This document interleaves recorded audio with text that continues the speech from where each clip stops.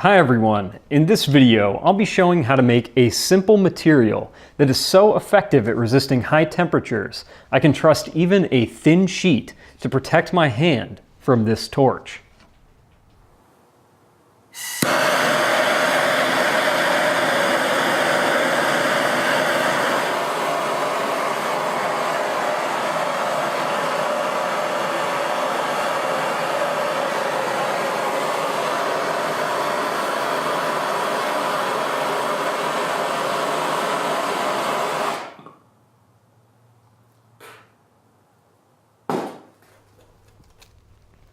Cold to the touch. Earlier this week, I stumbled across a documentary series about a material invented over 40 years ago by a hairdresser named Maurice Ward. This material, called starlight, could protect against any source of heat that was thrown against it, even undergoing tests by NASA and other organizations which found it effectively resisted temperatures beyond 10,000 degrees Celsius.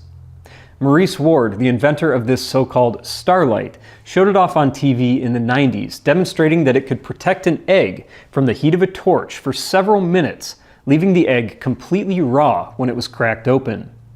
This egg demonstration, among others, generated so much public interest in starlight as a fireproofing material that even today it's considered an invention that should have changed the world. But it didn't. Maurice Ward was so protective of his invention that he never told anyone outside of his own family how it was made. And when it was tested by NASA and others, he would not let the samples out of his sight for fear of reverse engineering. In 2011, he died, apparently taking the recipe for starlight with him. This has given starlight an almost legendary status, a material that could have saved lives, but now it's gone. Now, as I watched the documentary on this material only a few nights ago, I realized almost immediately that I had made something very similar to it before. The primary mechanism that is noted in the recorded footage of starlight is that it generates an expanding carbon foam. This is the same mechanism that I have used in earlier videos to create ferro-snake fireworks, which create a pillar of carbon in response to heat. I've even tested the carbon foam generated by these fireworks for its potential as an insulating material.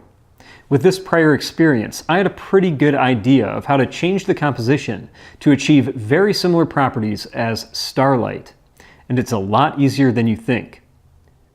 You'll need 3 ingredients for this: cornstarch, baking soda, and regular white glue. I'll explain the purpose of each of these things later. The first thing we do is measure out some cornstarch. I'll fill about half this cup. Now I'll need some baking soda, about a teaspoon's worth, or 10% compared to the amount of cornstarch. To achieve the ideal result, it might pay to be precise in dialing in the ratios of these 2 ingredients, but I've found the result is reliable even without measuring. Now for the glue, I need to add as much as it takes to turn this mixture into a putty, which is a surprisingly large amount. I start with a small amount at first and continue to add more until it turns into the consistency of modeling clay, at which point I'll be able to work it with my hands and we'll be finished.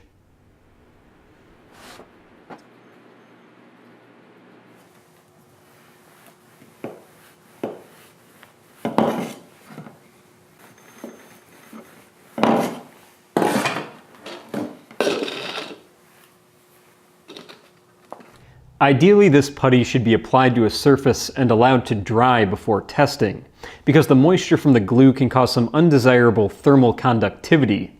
But even in this less than ideal state, it still resists heat extremely well.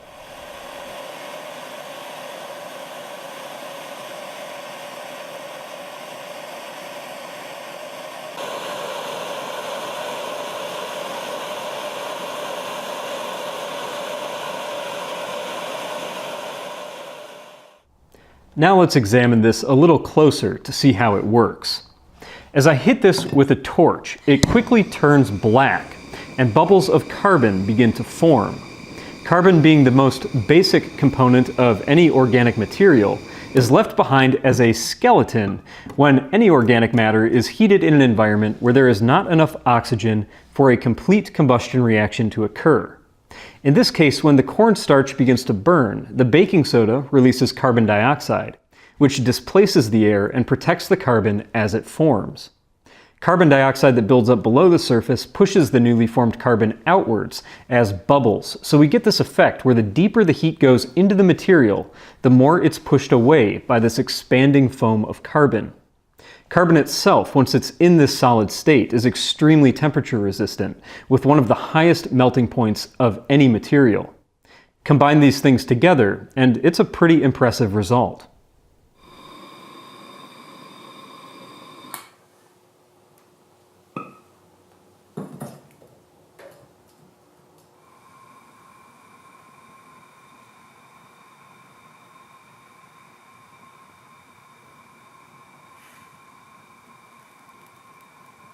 There's something else that makes this especially interesting. I've been heating this piece for about a minute, and when I turn the torch off, it's cold enough to touch almost instantly. This is because carbon foam is an excellent black body radiator, which is a scientific term used to describe an object that, among other things, releases energy very quickly. So this attribute is working for us as well. As the torch is heating our material, the energy is being dissipated just as quickly as it's absorbed.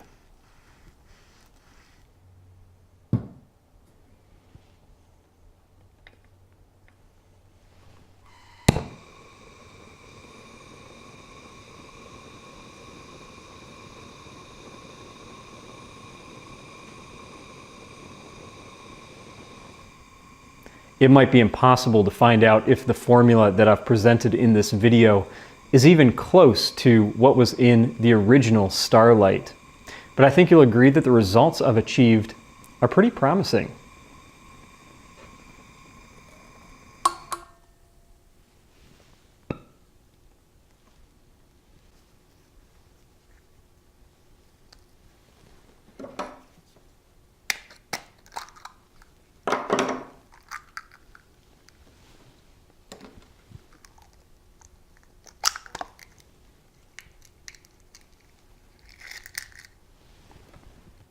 Not bad. I should also note that cornstarch is just one of many potential sources for the carbon in this composition. Flour would work in a similar way, and I also tested powdered sugar, which is what I used for the Pharaoh snake fireworks shown earlier. Sugar worked well to generate a protective carbon foam, maybe even better than cornstarch, but it was dangerous in the sense that a molten layer of sugar rested right below the carbon, which can stick to skin and cause burns if the carbon layer is brushed away. The glue I used is also just one of many options. Cornstarch itself can be turned into a glue called dextrin if it's baked in an oven, in which case the mixture could be turned into a dough simply by adding water. The mixture in this video using white PVA glue can be made more sticky so it adheres better to surfaces simply by adding a solvent like acetone or methyl acetate, both of which can be found in nail polish remover.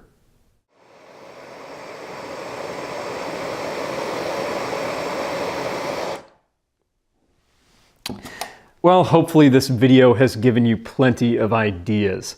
If you decide to try this for yourself, please be safe with fire and don't try aiming a torch at your hand. It's inherently dangerous. Even if the material is made correctly, things can go wrong. Now, I could go on talking about why I don't think Starlight ever made it into commercial products, despite its incredible performance. I think there's more to it than the inventor simply never trusting anyone enough to get it out into the world. But maybe I'll talk about that in a future video if there's enough interest. I want to thank you for watching this video, and please leave me comments below. I'd love to hear from you, and I still read all of my comments. If you really enjoy my videos, please consider supporting them on Patreon, and I have some big projects coming up, so make sure you're subscribed with email updates so you're sure to get notifications. Thank you for watching. I'll see you next time.